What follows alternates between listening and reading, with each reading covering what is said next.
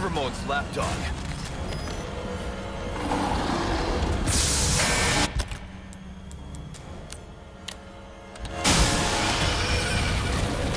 Frozen's a good look.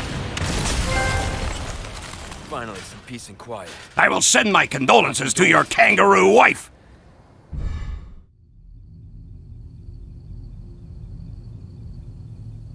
Okay, so let's get one thing straight. What level of footage am I allowed to use? Like, Capcom already showed so much in trailers to prove that yes, we are remaking the game you love, and this is a remake of a game from 2005, but also people who never played Resident Evil 4 before are going to be coming into this remake, whether we like it or not. People who might have started with the Resident Evil 2 remake, which is a whole other ball of yarn that I'm not going to spin right now, could be jumping into this game. So, full warning. The footage might contain spoilers, but it's nothing that the trailers haven't already shown you if that's what you're worried about. So let's do things by the book here. Let's start with a quick synopsis of the plot. Resident Evil 4 takes place after the events of the every other game in the series that has a lower number in it, in which zombies happened because of the Umbrella Corporation, until they finally imploded under the weight of sheer incompetence, and the world is now supposedly a better place for everyone, except for Leon S. Kennedy, a survivor of a zombie outbreak that caused an entire city to get nuked. Now he's a secret agent with PTSD who must track down the president's missing daughter in a village in Spain, only it turns out that, oh no, zombies are happening again. Or something weird, like zombies, is happening again. So off he goes, making funny quips while shooting people in the head and solving obtuse puzzles in order to solve the day. He saves the days, he solves the puzzles, and he saves the day. You got what I mean. I gotta be honest here and say that the actual plot is not really all that deep here in a philosophical sense, though it might be deep depending on how complicated it gets. There's a lot of things that are kind of random. If I try to sum it up, it is wild, because the main purpose of the plot is to facilitate Leon having cool moments and meeting weird characters. And Leon does have a lot of cool moments, and he does meet some weird characters. So I'd say it's a success on that front. I really like how everything is just tied together better in this remake as well. Characters don't show up out of nowhere in sequence like they're simply the next in line in an episodic adventure. Every future enemy and plot development is properly foreshadowed. And I also like how Ashley's dialogue changes as the game progresses. She starts off very scared and confused, and when Leon asks her to hide or order her to stay away for her safety, she just doesn't respond properly, she's just scared. But as the game progresses, she follows orders more readily and becomes more confident, to the point of even having some silly casual chatter with Leon as she realizes that in the Resident Evil universe, this shit is just a normal Thursday. There's also Luis Serra, the smooth-talking Casanova Spanish scientist Leon meets and isn't sure what to make of. He gets a greatly expanded role in the remake, being Leon's partner during certain segments of the game, and of course, the merchant also returns, always one step ahead, showing up in the weirdest places to sell you all kinds of guns, and nobody ever questions why he's there. It's great. Suffice to say, everybody in this remake has an expanded role or a better laid out backstory, and places that didn't really make much sense before get better explanations here for why they're there, though you still need to upgrade a keycard in a freezer because fuck you. Then come, Sancho Panza. Let us rescue the Princess Dulcinea. You're gonna hurt yourself. Hey, that was my lance. Gameplay-wise, Resident Evil 4 is a third-person shooter, and it works like a third-person shooter. You aim, you shoot, and there are 4 kinds of weapons: handguns, shotguns, submachine guns, and rifles. Leon's movements are very... how would I describe them? Heavy, stiff. They're not bad, they're not unresponsive, but they do require a certain degree of deliberate intention with every action, so you don't end up with an axe in the face. What I'm trying to say is, a movement shooter this is not. Do not think you're going to dodge bullets in slow motion like Max Payne.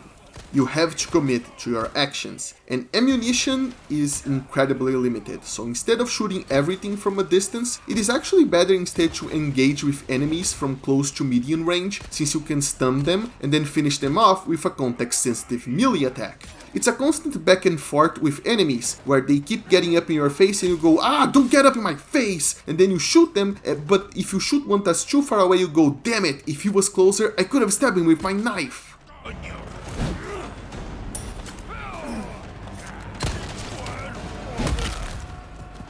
Out of the way.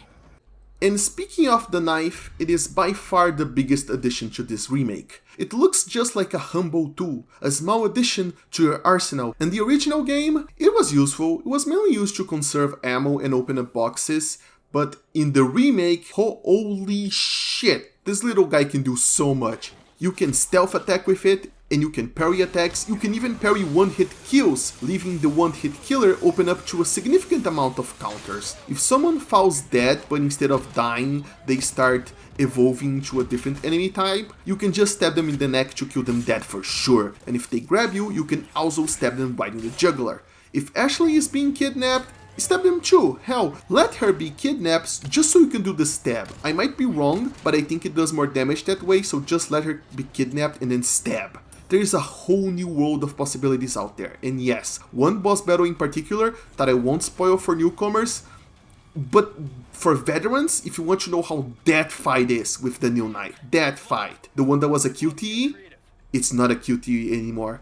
It is unbelievably fun with the new knife. This pointy little fella is probably the best addition to the remake, the #1 reason to play the game again. Of course, there is a catch here. The knife now has durability. All of these special uses slowly start breaking it, and you need to restore it every time you visit the merchant. The merchant is still here doing his thing. He sells you guns and resources. He upgrades your guns and he runs the shooting range, which is even more ridiculous this time around. The shooting range can be accessed in an elevator that shows up sometimes in specific places where the merchant is, and you can go in there and do special challenges that use specific guns, but it is way more fancy and elaborate this time around.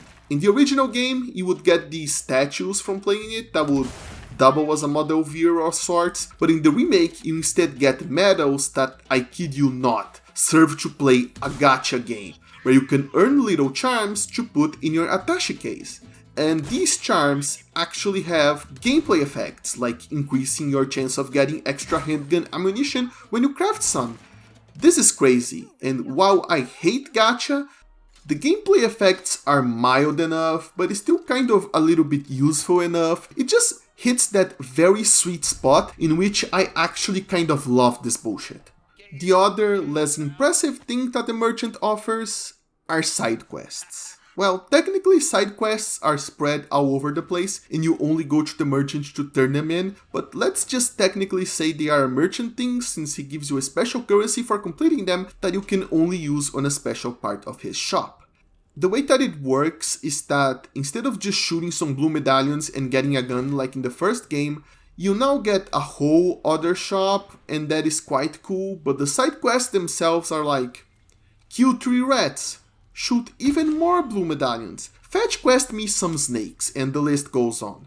They're not particularly interesting, nor do they lead you to particularly interesting places, and I feel sometimes like they were only put there to pad out the game. There are a few that stick out from the rest though, and those are the ones that are about going back to previously cleared areas in order to fight super bosses. Those areas are so off the beaten path that without the side quest, most people would have missed them. Also, a new thing that they added to the remake that I really like is the way combining treasures work. Treasures are back and better than ever, including some classics like "Do not shoot it before closing the well, you dumb fuck, you fucking ruin it." But the way placing gems on the treasures work has been completely rebuilt. In the first game, you could put gems into treasures to complete them, and you had to use specific items. You had to essentially combine specific items in order to get a higher value treasure.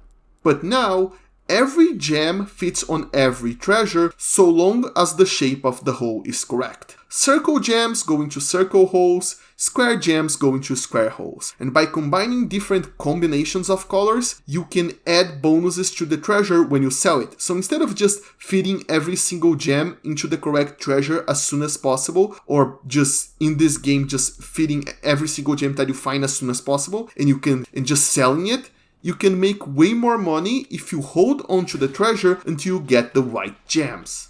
It's such a minor change, but damn, I love it. So many games streamline so much these days, and a lot of the time that is for the better, but going to classic stuff and then expanding it just a little bit, just adding that little extra spice to make the things that you like new and cool and a little bit different, and that's my jam. The gacha, the special shop, and the gem combos are the sort of complexity that I welcome, adding little quirks to beloved mechanics without overcomplicating them or making them useless, and most importantly, getting a lucky roll or completing that perfect treasure, which, let's be real, it's also just another type of lucky roll, really do hit that sweet spot of dopamine release. I still hate 0.1% drop rate bullshit for sure, but here is closer to 40%, to a 40% chance of what you're getting, so I'll just accept my destiny as a shit person for liking it and let it slide. Let's talk about the case though. The case remains the same. You play inventory Tetris with it by organizing the items you get into the slots that you have. And this time around there's an auto sort button, but I'm not sure if it breaks the game because I only used it accidentally once while alt-tabbing out of the game. And when I came back I'm not even sure what it did. I think it was already very organized. So I mostly just set things up manually, and I know that my job as a reviewer would be to figure out what this button does, but I was seriously afraid of it. I was seriously afraid of hitting it and just getting everything organized for me, which completely misses the point of having this, so I just sat there in fear of the button. But the button is there.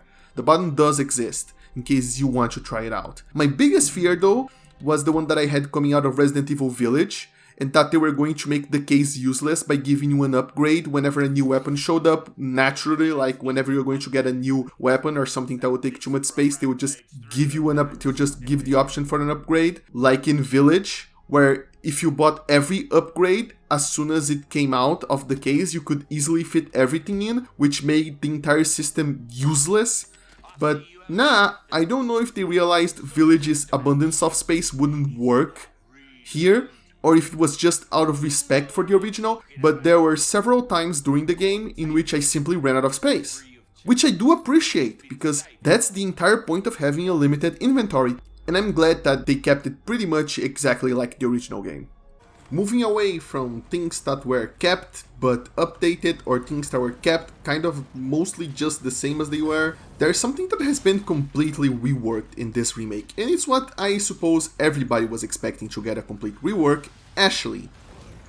Ashley can still hide during certain sequences, Leon can still order her to hide, but now she doesn't have the stop and follow thing anymore. Instead, she follows closely or at a distance, and she does not have her own independent health bar. Instead, if she gets hit, she becomes incapacitated. A second hit will kill her, so Leon should help her up as soon as possible. Enemies do not deliberately target Ashley though, so she only died once in my entire playthrough. I gotta say, it's really weird that they simplified Ashley when the rest of the game got more complex. In the original game, she had her own separate health bar, and when you got a yellow herb that could increase the health bar size, you had to debate if it wouldn't be better to give it to Ashley, so she could tank a few more hits. Though, I don't know, maybe hardcore players cracked it long ago that never giving her the herb was the best solution, or that somehow always giving her the herb was the best solution, and maybe this is just a solved puzzle and a bother, so maybe that's why Capcom removed it. I don't know, I'm not a hardcore pro Re4 player, I'm just a normal guy, and to me I kinda liked it with the original health bar, but it's not like she's just completely eliminated as a mechanic. You still need to take care of her, and you still need to protect her from being kidnapped. She's still here, and she's still doing her best, like always. And that's it for gameplay from Leon's side of the equation. But on the enemy side, I have to say that the Ganados, I do not think this is the name of all of the enemies. I think those are just the initial enemies, but I'm gonna call them the Ganados anyway. They're way more vicious than they ever been. every single sequence where you have to defend yourself for a period of time is a nightmare. They feel like they never end. They just keep piling cutscene upon cutscene as things get worse, and I'm just like, oh my god, please just end. Holy shit, I have no ammo left. And this might be due to an increased enemy count, at least in the village area, an increased enemy count there, though in the entire game, it feels like every sequence that had 1 ganado has 2 or 3 now, and that every place that had 3 feels like they now have 1 billion. I don't know if this is true, I didn't individually count everyone. It might just be that every individual enemy is harder to deal with now, so you can get surrounded before you know it, and of course all of that leads to a big dip in your resources after every battle, and usually at the end of a Resident Evil game, I feel like I'm carrying enough to take on a small army, but in this game, after every boss or large battle or eventful encounter, it felt like I had to be super careful since I returned to almost 0. I think this might have been done as an attempt to balance the game now that Leon can move and shoot at the same time. The enemies had to be a little bit more aggressive. But still, holy shit, when I met my first bursting head Plaga, I took a lot of damage. I thought things were going to be a lot harder. Thankfully, I got used to it and started killing enemies like a pro by the end of the game. It just has a little bit of a learning curve to deal with all the new stuff, just like when you first started Resident Evil 4, it had its own learning curve to its own systems. But I'm not gonna lie, comparing this game's standard difficulty to the original game normal difficulty, this game certainly feels a lot harder than the original one. And yes, all of this is on standard difficulty. The menu at the start of the game recommended people who played RE4 to start on hardcore, but the enemies are so much more aggressive that I just have to call bullshit on that. Unless that by previous players they mean veterans who can run professional blind at this point. Visually speaking, yes, the environments of the game are a lot more detailed and closer to realistic, but they all still look pretty much exactly like you think they would look with an upgrade. At the beginning of the game, I was a bit nervous. The game has this sort of autumn yellowish tone at the beginning of the game, but here it is blue and dark, and that gave me the idea that, oh no, maybe they changed it. But then I reached the village and no, it turned into the iconic village look, and at the beginning of the castle everything looks a lot older and not breaking apart, and I was like, oh no, they ruined the castle. But it turns out that no, the castle was always sort of breaking apart in the original, it just wasn't too obvious because of the graphics. It looked a little bit more composed because, you know, less polygons and stuff. But eventually you do get to reach the fancy part of the castle, and I was like, oh, this is what I liked. I love the fancy parts of the castle. They even kept my favorite detail from the castle, the upside down statues. Like, who decorates their castle like this? Don't answer that. I bet someone's going to post a link to a Google image that shows that in the 19th century or something, people actually decorated their castles like this. But I just love the upside down statues. So that's my view on the environments. Even if they look like they're not the same at first glance, don't be a little baby like I did. Just give it some time. There are some directly one-to-one environments here. I honestly don't feel like I have room to complain. Good job. Now, if you wanted to hear about Resident Evil 4 Remake, the game itself, and that's all you wanted to hear about, this is it. Resident Evil 4 Remake is a great video game. If you started the franchise with the remake of the second game, then you will not be disappointed. This game is essentially the culmination of the series of remakes. Shit's gone back full circle, with the remakes being inspired by the ideas that started with RE4, and some of its ideas bleeding back into RE4 to the remake. But if you started with the original game on the PS1, or even the original Resident Evil 4, your feelings might be a little bit more complex. The thing with Resident Evil 4 Remake is that they cut a significant amount of stuff. The giant statue chase, the lava room, and the fight with the creature in the underground of the island were all cut out of the game, and those are just the big moments off the top of my head. Less bombastic segments like the gondola ride at the end of the village, or the castle sewers where you first meet the giant insects, are also all cut. All in all, I'm going to make a completely uneducated guess that roughly 33% of the original game was cut.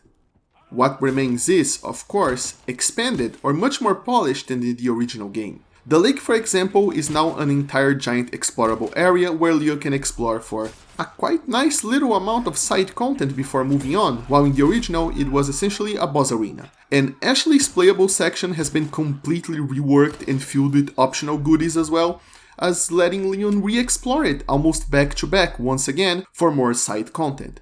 What was cut was, well, cut, but what remained was polished to a mirror shine, which is why I wonder why the decision to cut some of it was made. Some people say it was to make the game less silly, and I suppose a giant mecha statue might be a little bit too silly in it, but I can hardly say that the game that has a guy trying to kill you with a chainsaw while you're hiding a minecart is not silly. Have we all been living in a Marvel world for so long that we think this shit is serious now? Okay, then how about the fact that if Ashley or Louis are with Leon when he visits the shooting range, then they cheer him on. They just completely ignore the fact that Leon and Ashley are basically biological time bombs at that point in the plot, and they just decide to chill out in the gacha dimension for a little bit. Is that not even sillier than in the original game? I don't know why they decided to cut what they cut. Those must have been some very fun and or tense meetings that I would have liked to listen to, but alas, we'll never will. So instead, my next best guess is that they were just pressed for time or money or staff, like always in every project, and they needed to choose what to focus on. So anything that was too wild would result in a shitload of new assets and code, and basically a lot of work that would need to be done in order for a single short sequence to work out. So they were better off cut. I mean, even cut, the game is already bigger than the original. It took me 13 hours to beat the original game, but this one took me 20. No thanks to the side quests, of which I completed every single one of. But in the end, it was probably a mix of everything really. Maybe some parts were too out there, and they were also too much work for little return, and they reached the perfect little intersection where everybody agreed that they would be better off cut. But the end result is a game that is too different from the original to say that you aren't missing anything if you don't go back and play the original. But too similar to be its own wild take on what the original established. It stands in the middle, and that makes everything muddier. I say this because when it comes to Remake, if you play the Resident Evil Remake, then yes, there are differences compared to the original, but I'd say you aren't missing too much if you only play the Remake, and in fact some mechanics make the Remake uniquely great. And it's the same thing with the recently released Dead Space Remake. It too is a great game, and I can say that while there are differences between it and the original Dead Space, it has enough of the original's DNA in it to make it so that it feels from top to bottom like the exact same game, just better. Meanwhile, Resident Evil 4 has a whole third of it missing, so I can't in good conscience just pretend that this is the same game but better. Now, you could argue that I shouldn't have expected a Dead Space-like remake, since if you look at the Resident Evil 2 and 3 remake, you can also see the pattern that they also weren't super just keep everything faithful remakes either, that they had their own cuts, but those were going from a fixed camera angle to a third-person over-the-shoulder view, changes to accommodate the completely new control scheme were to be expected, as well as changes in the design of certain places, so they could work better now that the game had changed from its cinematic fixed camera angles to this more modern control style, let us call it that way. There's nothing modern about that. Fixed cameras are cool, kids. Fixed cameras are cool, but Resident Evil 2 and 3 Remake, also cool. And yet here we reached Resident Evil 4, which always had this camera scheme, and given that every Resident Evil after it, with the exception of 7 and 8, including every remake and spin-offs like Revelations, were taking notes from it, what we get here is something that is not a one-to-one copy of the original, but also doesn't feel as groundbreaking or as unique as when you put it in the context of the original release in 2005. If you follow the original remakes until you reach this point, then Resident Evil 4 isn't a complete revolution. It is only the logical conclusion that the remake series was working towards. And I won't even pretend that I participated in the discussion back in 2005, but I imagine shit got heated. Fans were mad because of the changes, some people, probably a lot of people, were hyped, and the series was about to make the biggest leap it would ever make while sticking the landing spectacularly on the GameCube of all places. I think that it would manage to do yet again in 2017 with the leap to first person, without a GameCube this time though. But RE4 was lightning in a bottle. It's impossible to separate its impact from the point in time it was released. And since Remake 4 is just another one in a series of great remakes, it loses the impact the original release had. Instead of a completely new take on an established franchise that outshines everything that came before, RE4 is a good remake in a series of good remakes. It doesn't feel as special. The real groundbreakers were the people who busted their back trying to get all of this shit to work out in the first place without guidelines, with no guidelines, back in 2005. And I know this is going to come across as mean, because it kind of is. sorry about that, but having an entire blueprint for greatness already done, and with all of the training they had with the previous remakes, this shit had better come out good.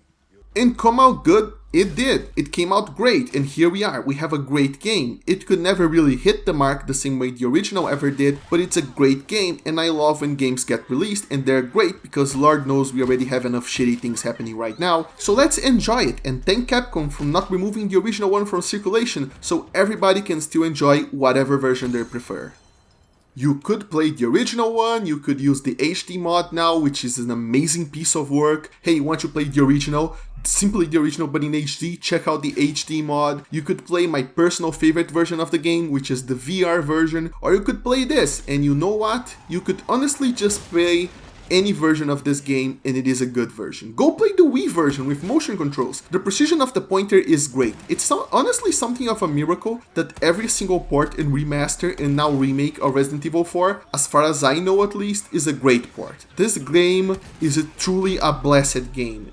And if you're into third-person shooters, and if you're into survival horror, if you like spending 10 minutes in each room searching everywhere to make sure you absolutely got every little box of ammo, then I can recommend every version of Resident Evil 4 ever made to you.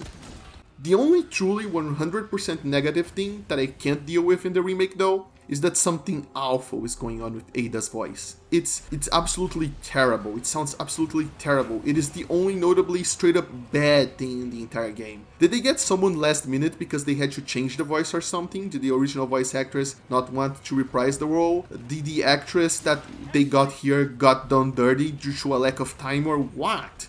It's just absolutely notable how much worse she sounds compared to literally every single other character. Holy f***.